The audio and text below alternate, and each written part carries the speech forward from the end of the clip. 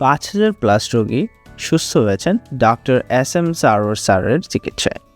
এই বিশ্বখ্যাত ক্যান্সার গবেষক তার অভিনব হোমিও চিকিৎসার মাধ্যমে অসংখ্য রোগীকে নতুনভাবে বাঁচতে সাহায্য করেছেন। যে রোগীরা একসময় বাঁচার আশা হারিয়ে ফেলেছিলেন তারা আজ সম্পূর্ণ সুস্থ জীবনযাপন করছেন। ডক্টর সারোয়ার স্যারের গবেষণাভিত্তিক চিকিৎসা কঠিনতম ক্যান্সারকেও পরাজিত করেছেন। সুতরাং সিরিয়াল দেওয়ার জন্য আজই যোগাযোগ করুন নিচে দেওয়া নাম্বারে।